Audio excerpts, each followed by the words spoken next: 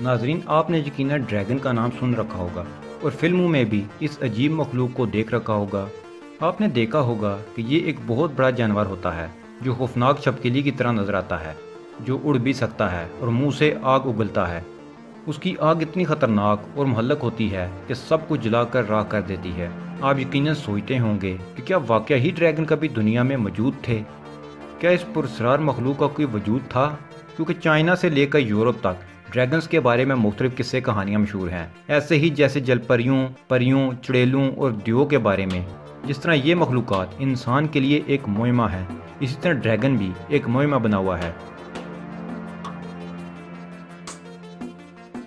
اگر زمین کی مختلف ثقافتوں کی بات کی جائے تو اس کا ذکر ملتا ہے۔ اگر یہ ذکر ملتا ہے تو اس کے پیچھے کچھ نہ کچھ حقیقت ضرور ہوگی۔ جس طرح ڈائناسورز کبھی زمین پر تھے، اسی طرح ڈریگنز بھی ہو سکتے ہیں، اور ڈائناسورز کے ڈھانچے تو ہمیں آج زمین کے نیچے سے مل رہے ہیں، اسی طرح ڈریگنز کے آثار بھی ڈھونڈے جا رہے ہیں۔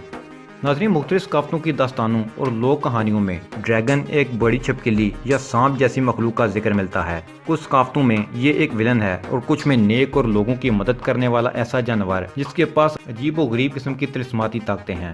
عام طور پر مشرق وسطیٰ کی دنیا میں جہاں سانپ بڑے اور معلق ہیں، سانپ یا ڈریگن برائی کی علامت ہے۔ اسی طرح مثال کے طور پر مصری دیوتا ایپیپی تاریکی کی دنیا کا عظیم سانپ تھا، لیکن یونانیوں اور رومیوں نے اگرچہ سانپ کے مشرق وسطیٰ کے نظریے کو ایک بری طاقت کے طور پر قبول کیا، لیکن بعض اوقات ان کو زمین کے اندرونی حصوں میں فائدہ مند اور تیز نظر والا تصور بھی کیا جاتا ہے۔ ڈریگن کی شکل ابتدائی زمانے سے مختلف تھی، اور کلدیائی ڈریگن تیمات کی 4 ٹانگیں تھیں، ایک سانپ کی کھال جیسا جسم اور پنکھ، جبکہ بائبل کا اژدہا بوڑھا ناگ یونانی ہائنڈرا کی طرح بہت سے سر والا تھا۔ ناظرین، چائنا میں ڈریگن کو بہت زیادہ پذیرائی ملی ہے۔ ان کے نزدیک ڈریگن جنت کے رکھوالے ہیں اور ان کی مدد کرتے ہیں، لیکن اگر ڈریگن ناراض ہو جائیں تو اس سے زیادہ خطرناک چیز کائنات میں اور کوئی نہیں۔ چائنا میں ڈریگن فیسٹیول بھی دھوم دھام سے منایا جاتا ہے۔ لوگوں کا ماننا ہے کہ ڈریگن اب ہمارے سامنے نہیں آتے، لیکن یہ اب بھی موجود ہیں کسی خفیہ جگہ پر۔ ایک دن یہ سامنے آئیں گے، لیکن جب کوئی ان کے علاقہ میں داخل ہوتا ہے تو وہ کبھی واپس نہیں آ پاتا۔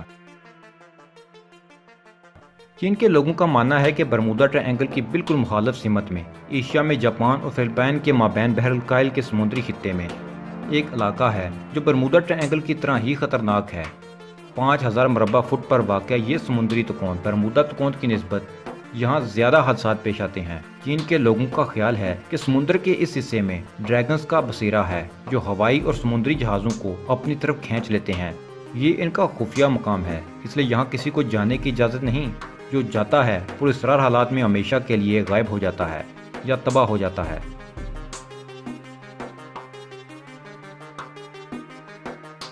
لوگوں کا کہنا ہے کہ ایسا جانور کیسے ہو سکتا ہے جو منہ سے آگ اگل سکے، تو اس کے بارے میں مختلف تھیوریز پیش کی جاتی ہیں۔ ایک تھیوری کے مطابق آگ جلانے کے لیے فیول کی ضرورت پڑتی ہے، جیسے تیل یا گیس، تو ڈریگن کے پاس بھی فیول ضروری ہے۔ اس تھیوری کے مطابق ڈریگن کے پاس ایسے غدود ہو سکتے ہیں جو ایسی گیسیں بناتے ہوں جو آگ جلانے میں معاون ہوں، اور وہ ہر وقت بوائلنگ پوائنٹ میں رہتی ہے۔ اور جب ڈریگن آگ اگلنے کے لیے منہ کھولتا ہے تو اس کے بڑے بڑے دانت آپس میں ٹکراتے ہیں، جس سے چنگاری بنتی ہے، اور گیس چنگاری سے مل کر آگ بن جاتی ہے، اور یہ آگ پھر جہاں گرتی ہے قہر برساتی ہے۔ اس لیے یہ کہنا کہ اس طرح کی پراسرار مخلوق کا وجود ناممکن ہے غلط ہے۔ زمین سے بڑے بڑے ڈائناسورز کے ڈھانچے دریافت ہو رہے ہیں، اڑنے والے دیو قامت ڈائناسورز کے ڈھانچے بھی مل رہے ہیں، بڑی بڑی سمندری مخلوق کے آثار مل رہے ہیں جو آج ہم میں نہیں۔ ماضی کی ان پراسرار مخلوقات میں ایک ڈریگن کا ہونا بھی بالکل ممکن ہے۔ پر ڈر صرف اس بات کا ہے کہ چائنیز کہیں صحیح نہ ہوں، ڈریگنز کہیں زندہ نہ ہوں۔ اگر وہ اچانک دنیا میں نمودار ہو گئے تو انسانیت ان کا سامنا نہیں کر پائے گی۔ اگر وہ غصے میں آ گئے تو دنیا کو تباہی سے کوئی نہیں بچا پائے گا۔